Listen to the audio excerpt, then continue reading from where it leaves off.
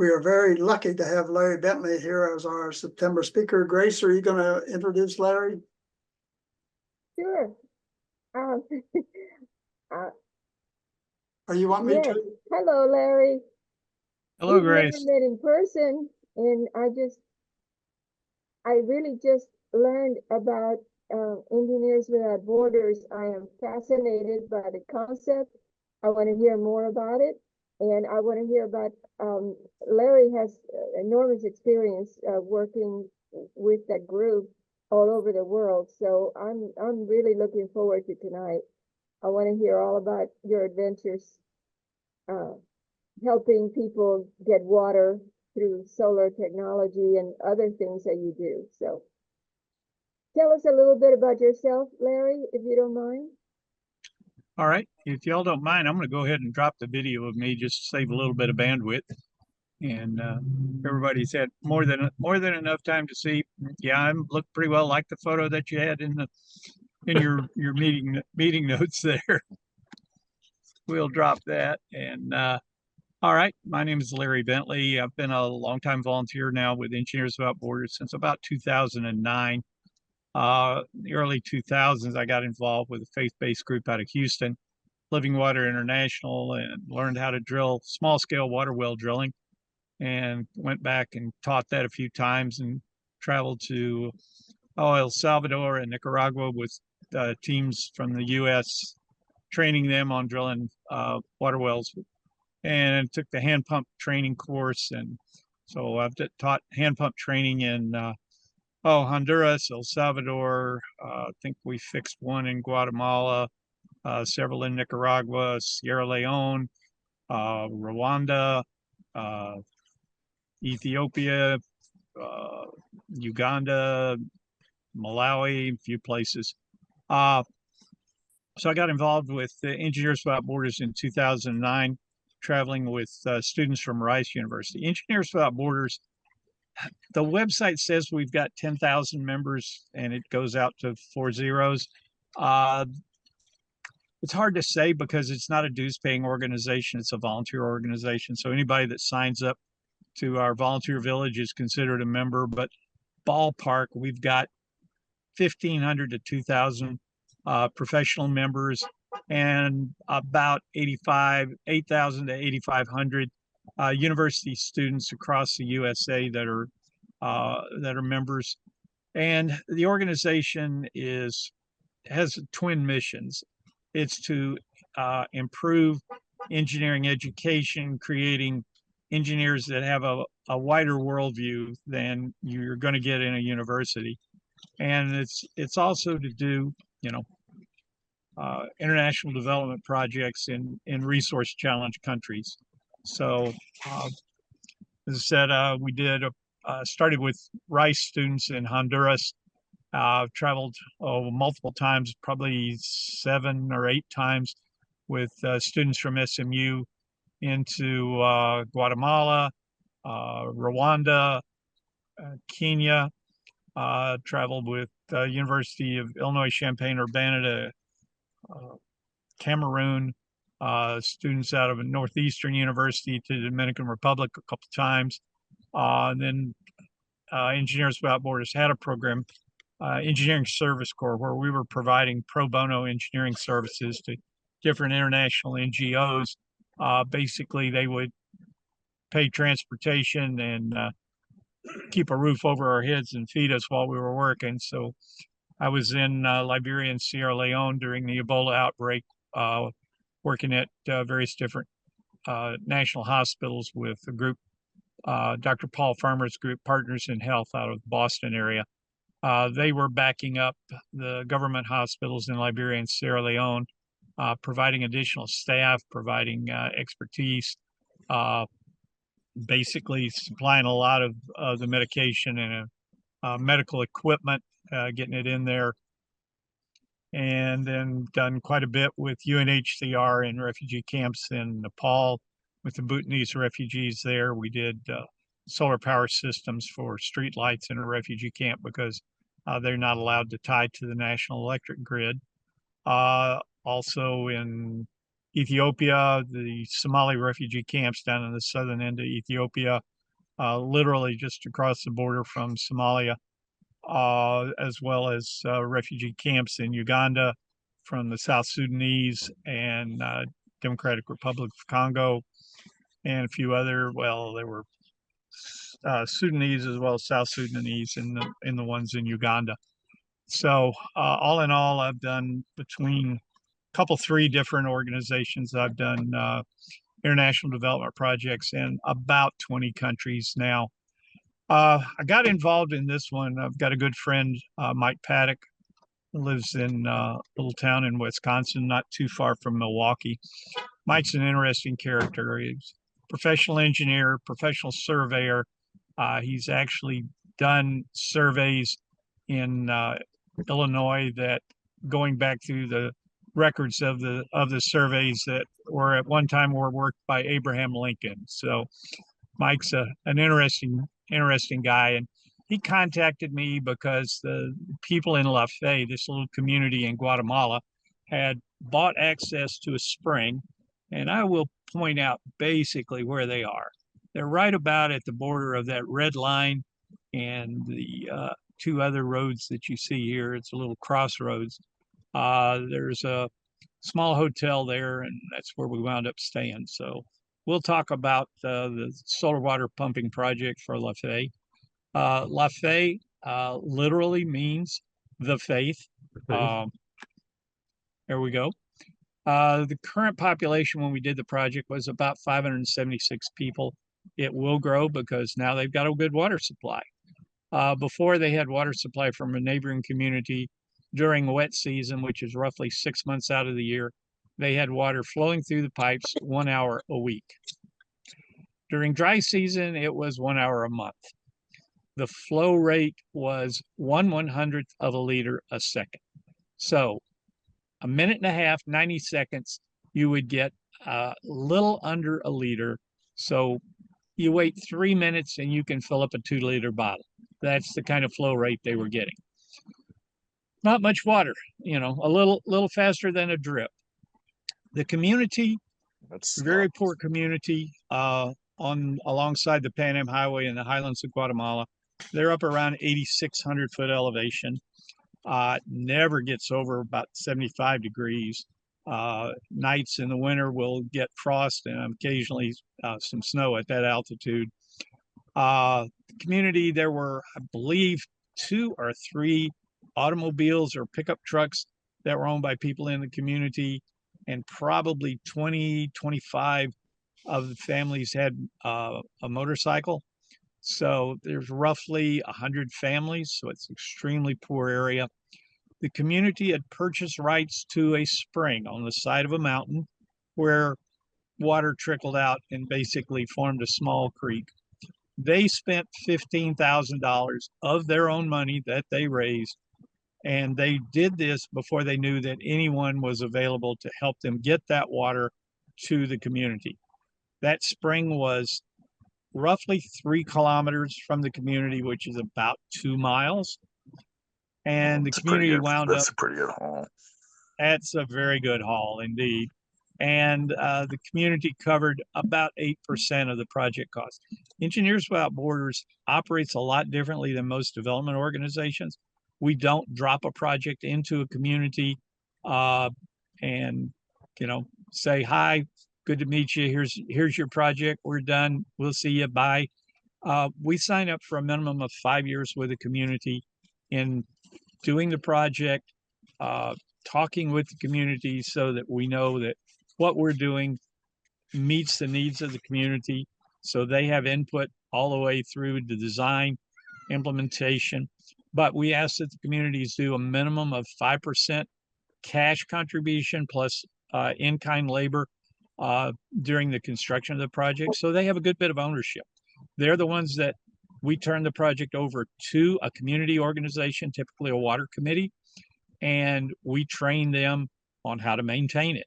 They're involved in doing the physical work of the installation of the project. So at the end of it, it's their project. It's their system.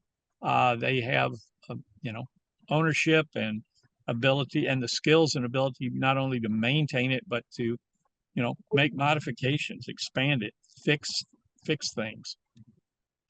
So Lafayette is alongside the Pan Am Highway. The Pan Am Highway, of course, 4-lane divided highway, runs from Canada into Panama. The community is at about 8,600 foot elevation, up in the mountains quite a ways.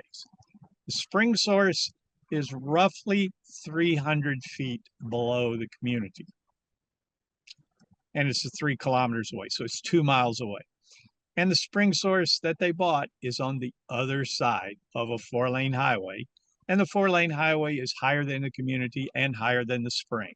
So it's not just a simple, we're going to stick a pipe here, collect all this water that flows out of this spring over 24 hours, run it downhill to the community, and they're good to go. Unfortunately, it didn't work that way. The community is basically subsistence farmers. If you go to Guatemala, you will see rows and rows of corn growing on hillsides. The hillsides will be 45 to 60 degree slopes, and the corn rows are all done hand hoed, no tractors. This is manual farming at its best.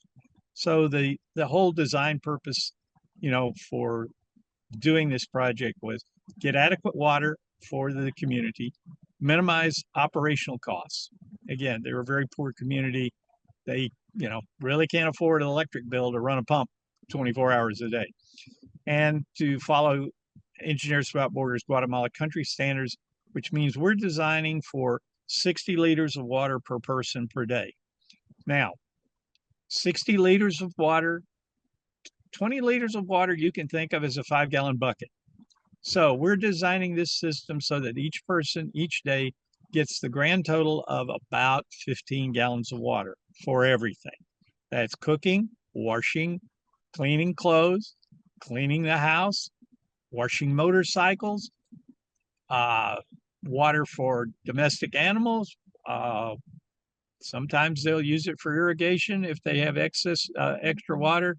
Now, to make that comparison, average water consumption by somebody in the U.S.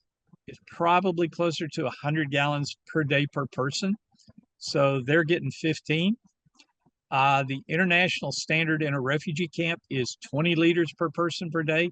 So that's the equivalent of 5 gallons per person per day. And that's got to serve you for everything. You got to wash your clothes. You got to wash your body.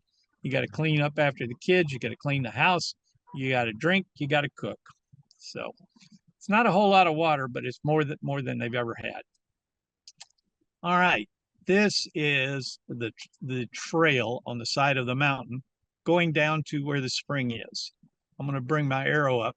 You'll see 2 men right here and a little concrete mixer back here. They hauled it down this wonderful path that you see. This guy carrying my tool bag down because I'm an old geezer and they were making it easy on me since this is about a 60-degree slope.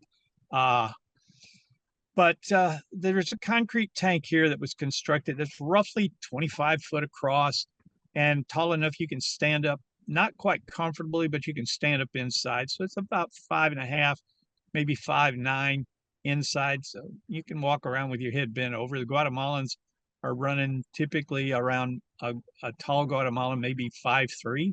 So there's plenty of room for them. And they had hauled this cement mixer and all of the cement to construct this large concrete tank. As I said, it's tall enough to stand up inside. They'd hauled all that down the side of the mountain along with necessary gravel, the boards there to form it all up. And they had built this catchment tank. And that was when we got involved. So my friend Mike Paddock contacted me and said, hey, you want to help out on this solar pumping project in Guatemala? And I said, sure. Mike and I had worked with Safe Water Network in Ghana a year or so before this in training a national crew in Ghana. So they could size their own pumps for their water systems, size the solar panels and everything. And so he said, well, it's a bit of a problem because, we're in a real narrow valley, as you can see here. This valley faces almost due west. You'll see a little white pipe right here. That's the runoff from the spring, and it's about a 3-inch pipe, and it's about half full. So not an awful lot of water, but over the day's time, it'll more than fill that 25,000 liter tank. If you've seen the little kind of milky white IBC cubes, possibly in the back of a pickup truck or something where people are hauling water, typically for pesticide or something, it's got a little electrical conduit cage around it. Those hold 1 cubic meter. So this tank behind under these guys is 25 cubic meters. It's a good bit of water.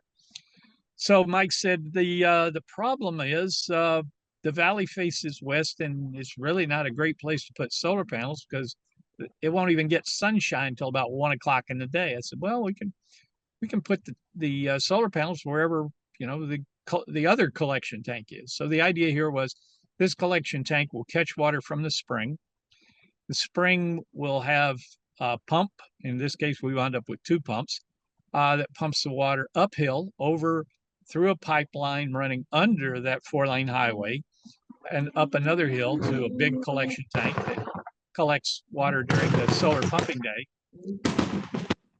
And that water feeds by gravity down into the community.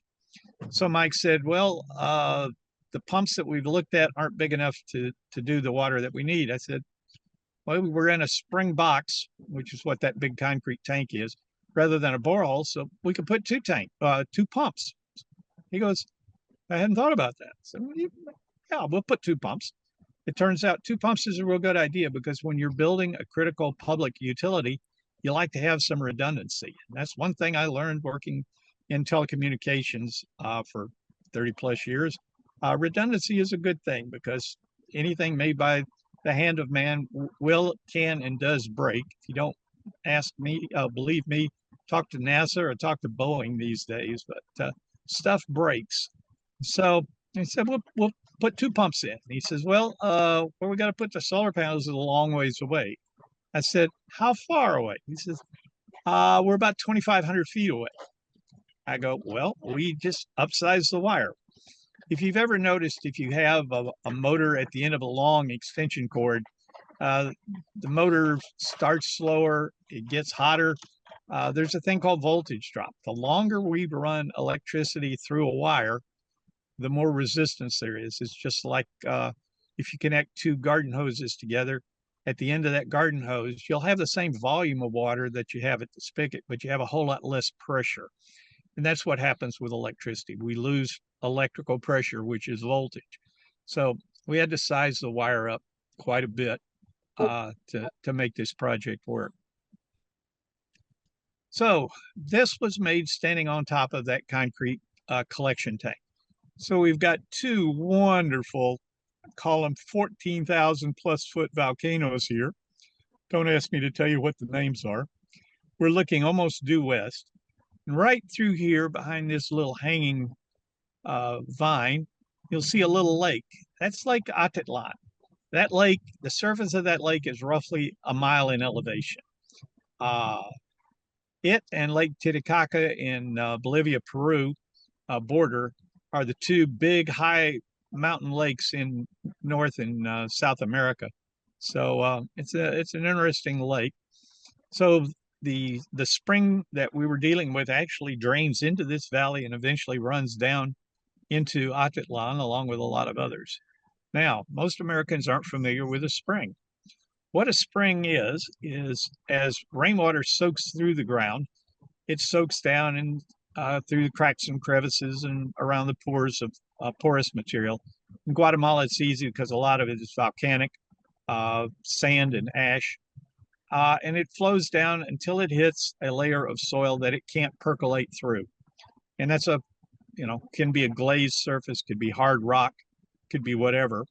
And that traps the water. So the water is now trapped above that and continues to accumulate over time as more and more rain and more years. Eventually, the water flows horizontally and typically comes out the side of some of these mountains like this. So this is the spring that they bought. Now they spent $15,000 US to access this spring.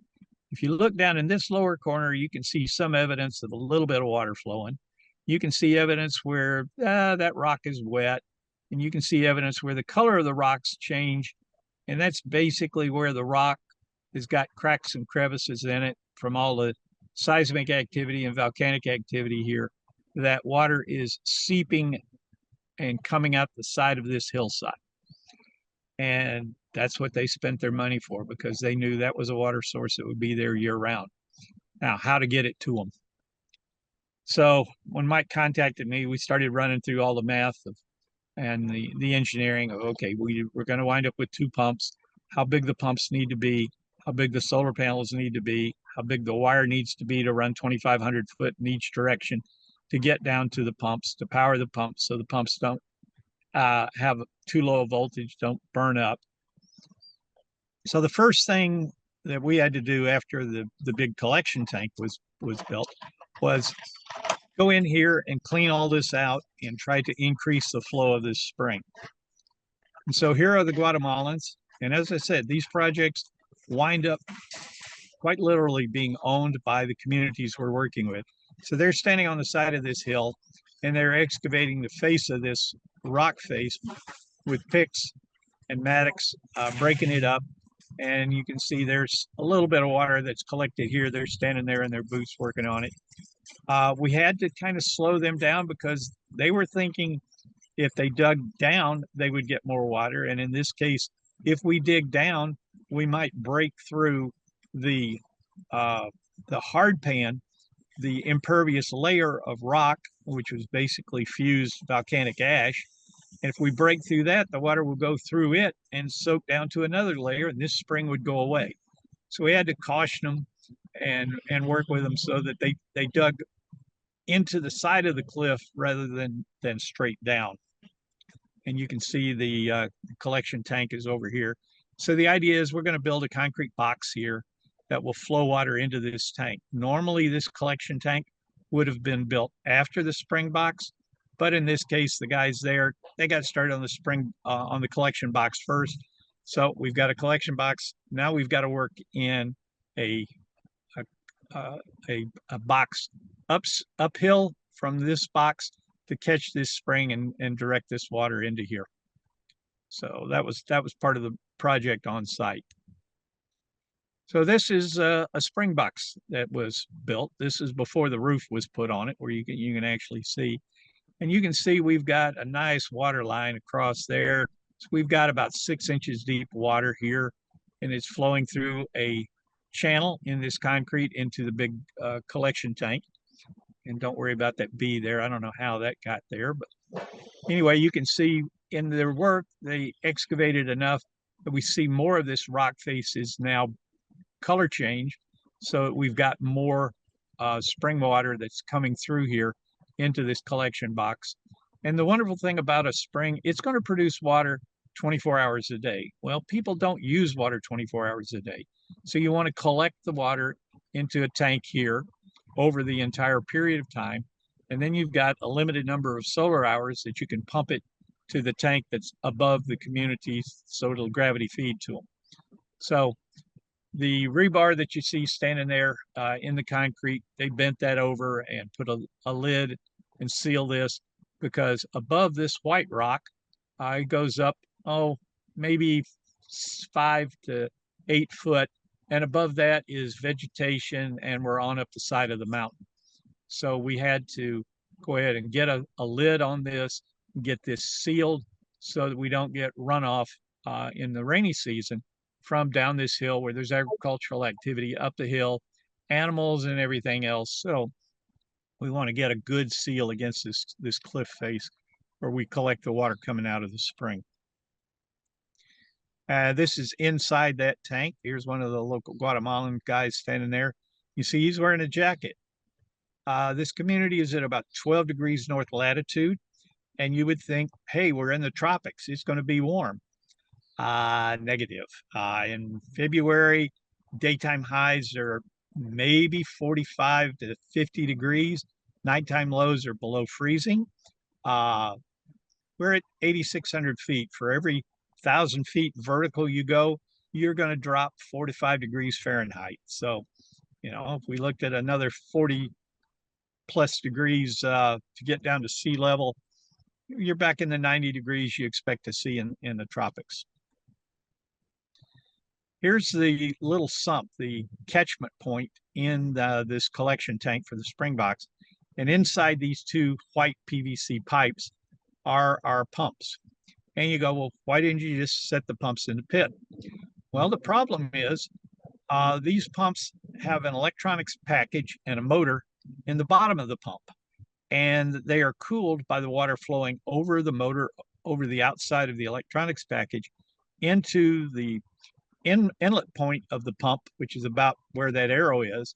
And then you've got all this section up here that actually are the impellers that push the water up the pipes, and you can't really see the pipes too well up there, but that's where the pipes go up. We've got check valves so water doesn't flow backwards when the pumps shut off.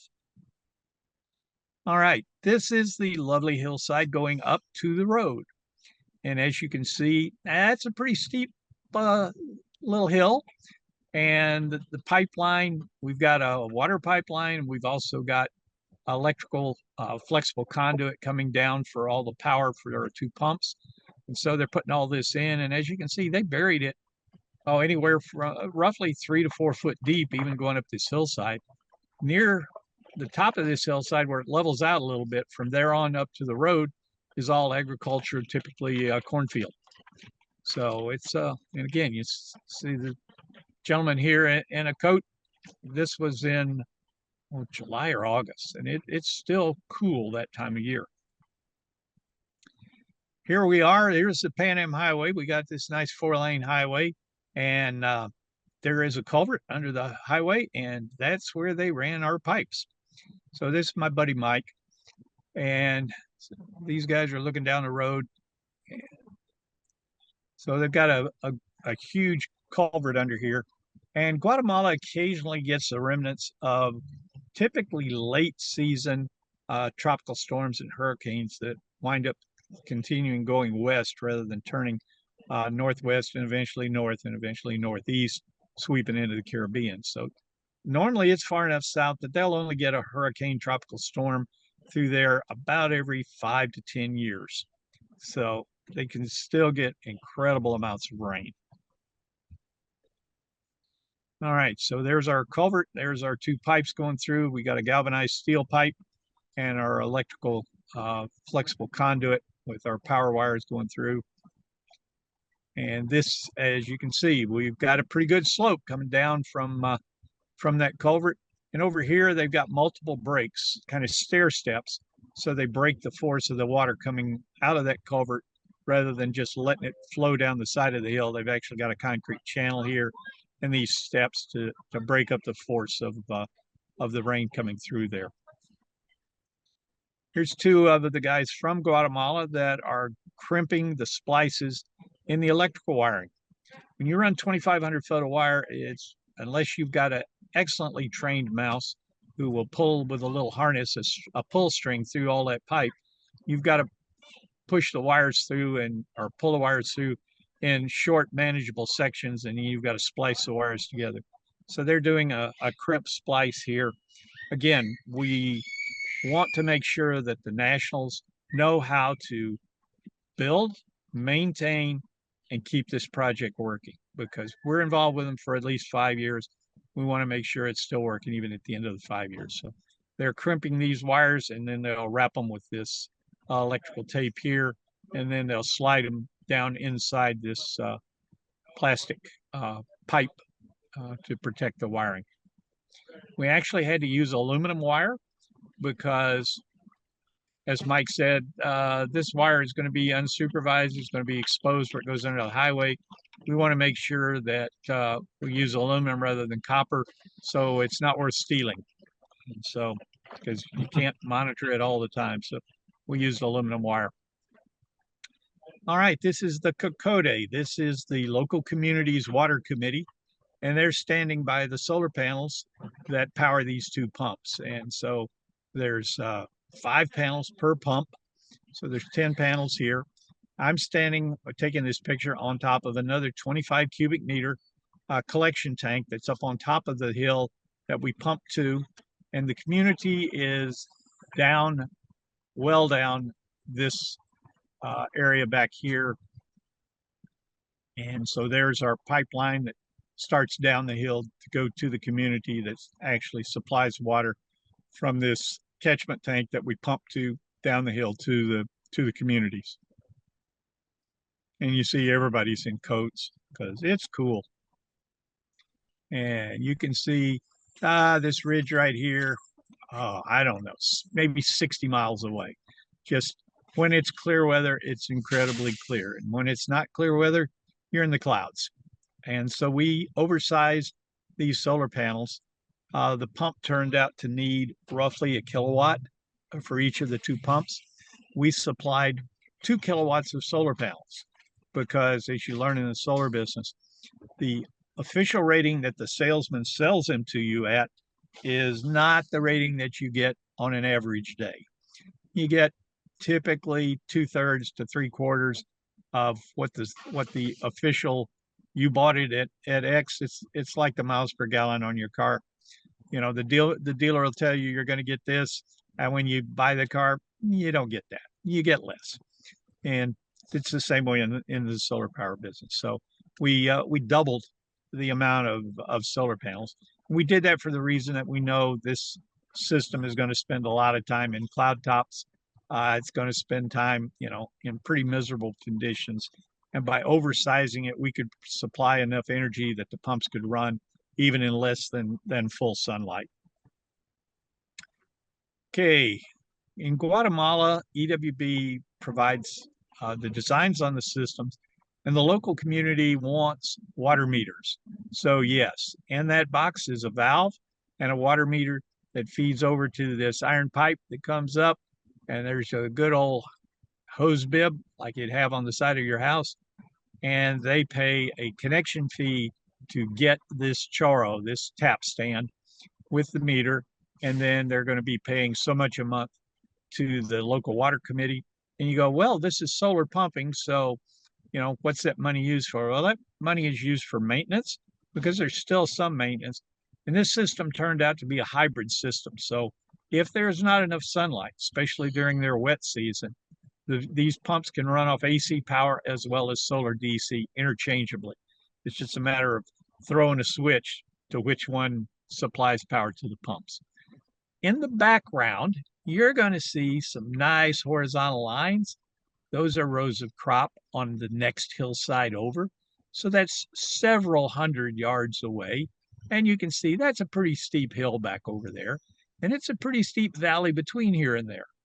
And welcome to Guatemala. That's how they're growing crops. All right. As I said, sometimes these mountains are in cloud tops, and this was a cloudy day. And so we're sitting there and they're celebrating because we're turning the system on. So you see all these wonderful balloons tied to a tap stand. And here's a cloud drifting by. And you can see maybe a little over 50 yards. And, you know, it's like a fog here. You're in a cloud top. And at this point in time, we were real glad we oversized our solar panels because we knew we're going to have conditions like this a good bit of the time during the year. This is not clouds. They were in Guatemala. When you celebrate something, there is one thing, well, there's several things that are mandatory, but one thing that is most mandatory is we have to make a lot of noise. And so while the tap stand has got these wonderful flowers on it in celebration, there's a mom with a little kid standing there. All this smoke, okay, you see all this red and all this white? They celebrate with fireworks. And there was a lot of fireworks.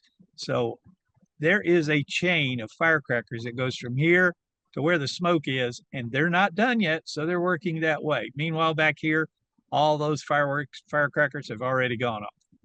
The local dogs were terrified, but they get used to it. This is how you celebrate in Guatemala. In the background, you see a concrete block house, tin roof. There is no need for air conditioning. There is no central heat.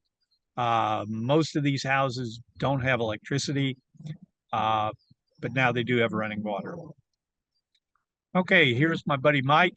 Mike's about 5'9", 5'10", This Guatemalan lady, charitably, she may be 5 foot tall. This lady with the baby, not quite 5 foot tall.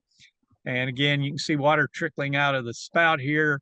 And they've got all these flowers tied to it in the celebration, some pine needles tied to it. And again, in the background, you can see the other hillside over here. And you can see we got a little bit of cloud in the background. So it's a pretty typical day in Guatemala. And this lady with baby in her carrying shawl is celebrating having this tap. Everybody had these, what we would call trash cans and buckets, because when you get water on a periodic basis, when it runs, you save all the water that you can.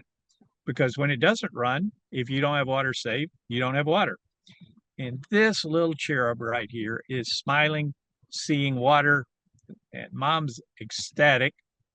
And the little girl doesn't recognize what mom recognized. Mom knows that mom's no longer going to have to walk several kilometers to get water. This little girl is never going to know walking several kilometers to get water. But this mom and all the moms back to Eve in Guatemala have been walking a long ways to get water. Okay, here, house is just boards. You notice they're not really even overlapped. So there's some decent gaps between them. Over here is a little tienda in the front of a house where they sell, local supplies. It's their equivalent of a 7-Eleven. Everybody that's on the main little road through town, they'll put up a little storefront and sell what they can, try to make a few. So there's a little girl grinning, not knowing what she's gonna miss. All right, now my Spanish isn't super good, but it was good enough for this. What we see here are at least 3 different flavors. And these are half-liter bottles. I believe it's half-liter, maybe 350 milliliter of basically oral rehydration solution. When kids get diarrhea from drinking bad water, you've got to rehydrate them quick because kids don't have a whole lot of body volume. And when they start losing a lot of water, they go down real fast. And so this is in one of those little storefronts, a little tienda that somebody has got. And you're looking at 20 some odd bottles of oral rehydration solution. And this community had bad water often enough and sick kids often enough that children developed a particular flavor of the oral rehydration solution that they would drink. So this is cherry, this is coconut, and I think this was kind of a lemon lime.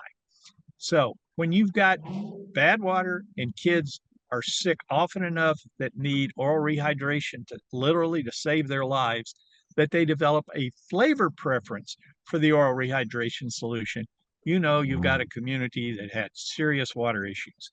And that was Lafay. Unfortunately for the tienda owners, they're going to have to sell this to people in another community because they're not going to need this oral rehydration solution anywhere near the quantities that and this was just one of these tiendas. I saw several tiendas that had, about the same number of different flavors and different quantities of oral rehydration solution to try to save kids' lives. Those that are interested, this quick electrical diagram, we've got our 5 solar panels over here, a little collector box. We got a lightning arrestor. We go to, that's a control box, a second control box that monitors for alarms. We've got grid power that's available through a circuit breaker here. Comes to another lightning arrestor for the AC power. And then in this IO 101 box, we select whether we're going to use solar DC or grid power AC to run the pumps. And this is the actual monitor for the pump. And then this is the representation of the pump. So, as I said, this project was actually done by a professional chapter in Milwaukee, Wisconsin. I got invited along because I knew solar pumps and They said, hey, if you'll help us on this, we'll send you down to Guatemala to do the turn on after I'd been down there once to do some of the basic engineering at the beginning of it. And that's what I've got in the way of a presentation. So I'll Oh, try to help with any questions. questions. So many questions. How long did it take you from beginning to end? Grace, I can barely hear you. I'm not in a too quiet area, so please speak up. I said, how long did it take from beginning to end? From the time you got I don't know how long it was after they purchased the spring until we got involved, but the lead time from when we first started the design until the system was turned on was about 9 months and required 2 different trips to Guatemala. And how hard was it to source the materials you needed? The aluminum, the pieces for EWB has a policy that we don't want to import materials into a country for a project because that means it's not supportable in the country. So everything was available through local contractors, through local vendors, and that's what we have to design around. We have to know the limitations of what's available in a country. I was down in the island of Dominica after Hurricane Maria, and an initial design was done using standard electrical conduit. And when I get there, going through the stores, and none of the stores have electrical conduit. Well, they shouldn't have electrical conduit. It's a small island. You've got a lot of salt in the air from, you're a tiny island in the Caribbean, a lot of wind, a lot of salt water. And so electrical conduit doesn't work well where you have, highly corrosive salt air spray. So they use plastic conduit, which is perfectly acceptable even in the US by our electric code. So we said, wait a second, forget this steel conduit. We'll use PVC electrical conduit like we would in the States. There's no point, it's just as protective of the wiring from anything other than, somebody literally attacking it with a hammer or a machete. So it protects the wire from abrasion, and that's what it's there for. It gives you a pull path that you can pull the wires through. So we always make sure that the systems are designed so they're totally supported in the local economy with the local supply chain. Excellent. There are a couple of questions, and John is going to ask one about the filtration system, or how much treatment does it need, the water that flows from the spring. And I would think that based on one of your slides, it looked like it was very muddy by the time it gets to the pipe.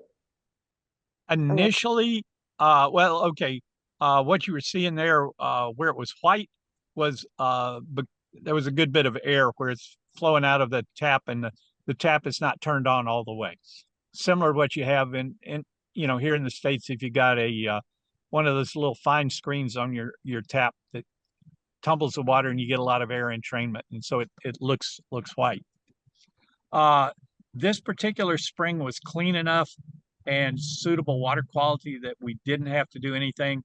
Typically, what they will do is an erosion chlorinator in the system, but across most of Central America, they don't like the taste of chlorine in the water, and so they will either disable a chlorinator or they will refuse to put the chlorine tablets in the chlorinator. So we tested this particular spring source, and it was acceptable as it was. What happens with a spring, you filter through enough sand and enough volcanic ash, and there's not going to be bacteria that percolate through that sand and volcanic ash for a serious distance. I think there were other questions in chat, but I just think it's fascinating. So how many taps did you, hose bibs ended up in the village? Oh, I don't know that offhand. We had 2 pressure breaks because, again, as you change elevation, if you don't basically do a pressure break where you reset the pressure. By the time we got down to the bottom of the community, they would have had several times the standard water pressure that we have just from the elevation change. So there were two pressure break tanks. So we had three different stages, pressure islands, if you will. There were at least, I'm going to say it was between 40 and 80 total tap stands that were provided on this. Some families bought two because they were planning on using some water in dry season for irrigating crops. And as long as they're paying, you know, back to the water committee, we don't really care what they use the water for, as long as they've got enough. The municipal structure is fascinating too. So the water committee collects the fees for water use. Does the government, either the provincial or federal government, participate at all?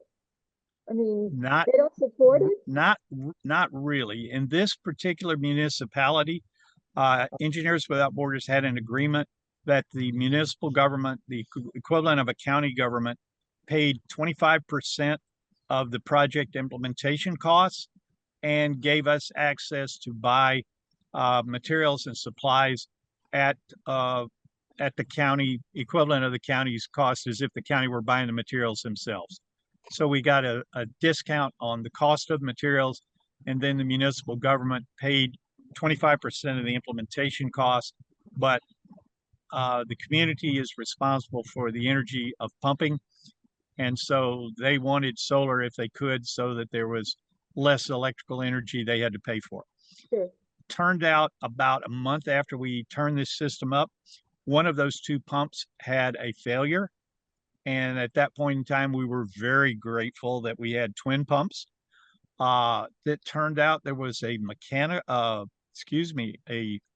metallurgical problem in the pump shaft between the motor and the actual pump impellers, and the shaft broke. It sheared, and it was covered under warranty, but it took a couple months for the replacement pump to come from Europe back here. Total capital cost of this system, with the, as I said, it was 73 meters of vertical lift from the spring box, collection box, to the distribution tank on top of the mountain, and then the pipeline down into the community. Total cost was around $93,000. And as I said, the municipal government paid for 25% of that, and the community paid their capital cash contribution was about 8% of that. So probably $6,800 to $7,400, somewhere in that range, additional that they paid in way of cash, as well as providing the labor to dig all those trenches for all that pipe, which So was considerable work. Pardon? The labor was free, or volunteered labor, the community? It's volunteer labor by the community, and part of what the water charges goes to the water community. They pay one community member to be the plumber, who is in charge of doing all the necessary piping maintenance, replacing, when the tap starts leaking, you don't want to leave it leaking. So that's what their water fees cover. The pump, each pump was roughly a kilowatt, which is about 1.5 horsepower. Can you explain what they do for healthcare? Because they're very isolated.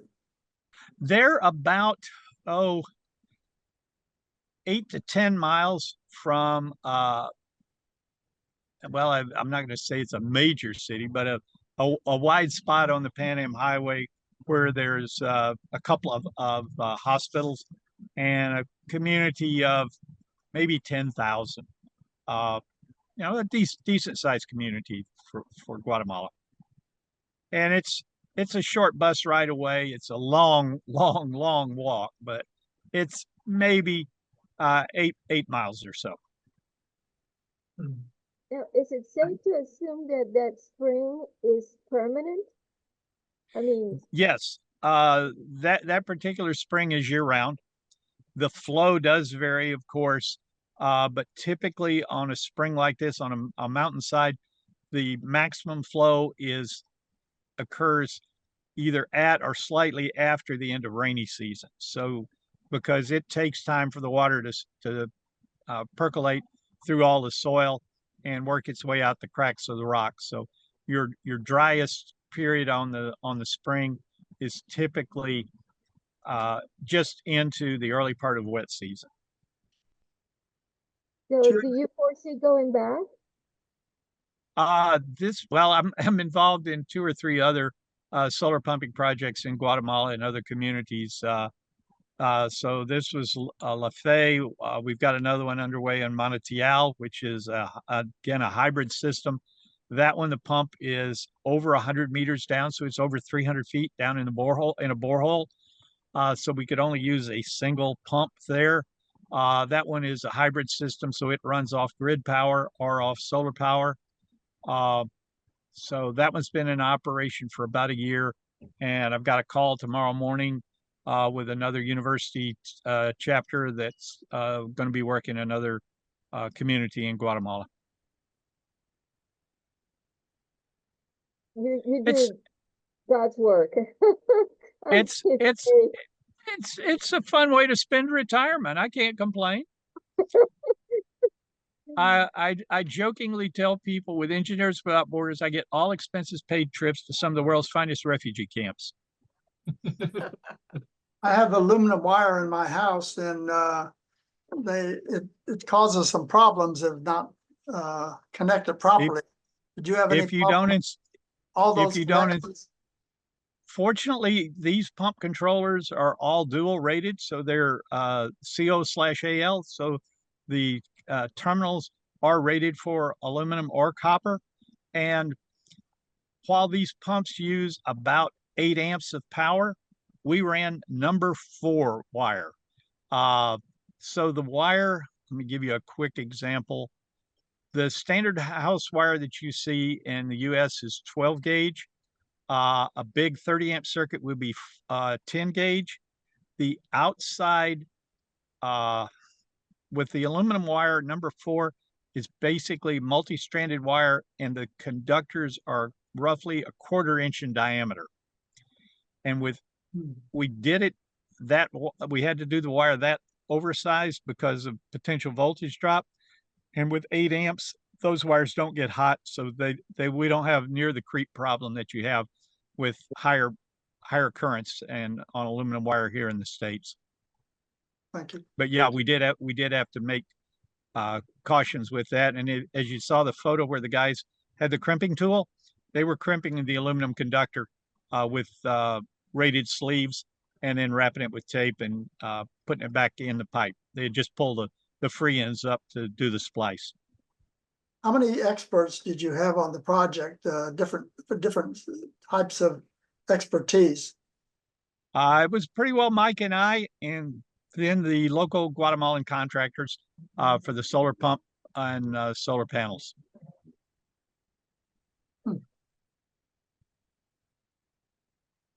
I think this is a jaw-dropping project. I'm so impressed. It was a fun one. It was a different challenge. You know, when Mike approached me and said, well, one pump won't do it, what are we going to do? And I'm sitting there and all of a sudden it drops in my head, well, wait a second, we're in a spring box. We can put more than one pump. And then he said, well, it's got to be a long ways away. And when I found out how far, I said, we just put bigger wire. It's not a problem. We oversize the wire. In the States, we would have been able, quite honestly, to use number 14 wire. And as I said, we use number 4. So we upsize the wire, about 8 times bigger than we would have used in the States because we had such a long run. 2 questions in chat. One of them is 2,300 feet is a long haul, lots of voltage drop. Yep, there's a lot of there is potential for a lot of voltage drop. Again, that's why we use that incredibly large wire so that we could reduce the voltage drop issues. Total capital cost of the project, I want to say it was $93,000 or $96,000 overall. The pumps themselves are relatively inexpensive. The solar pumps are around $1,800. The solar panels installed cost in Guatemala is around, with the mounts and all, is around $1 a watt. And so we've got a 1 kilowatt rated pump. We put an extra $1,000 for each of the two pumps in solar panels. So we up the cost of the solar panels from $2,000 to $4,000 on a $90,000+ project. So oversizing the solar panels was very cheap, in comparison to the entire cost of the project. So it makes sense to beef up the solar panels so you're able to pump even when you're in a cloud top.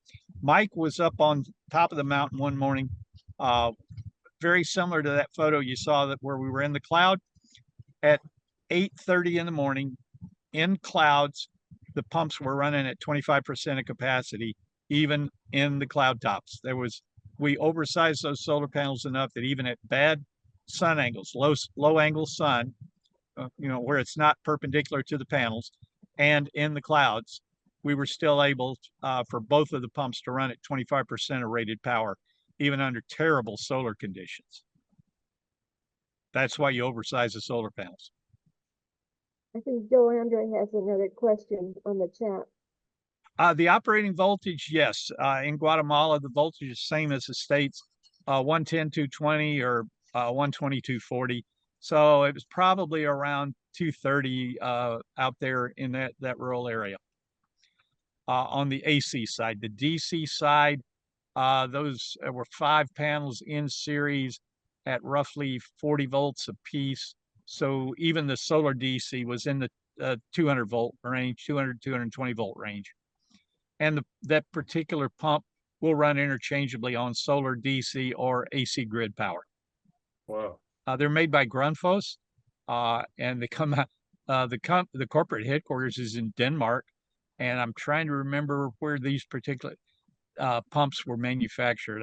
It's been over a year, so I'm not sure I can remember exactly where these particular pumps are manufactured, but it's all European quality controlled to be able to be sold back into the EU. So it's a very reputable, high quality company that we've used in multiple countries.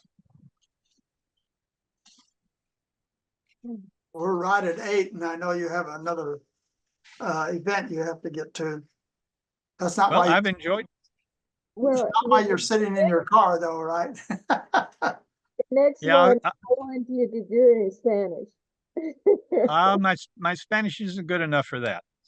Yo dice a mi amigos, yo habla español bastante bien para cambiar pollo. I speak Spanish well enough. I speak Spanish well enough to order chicken.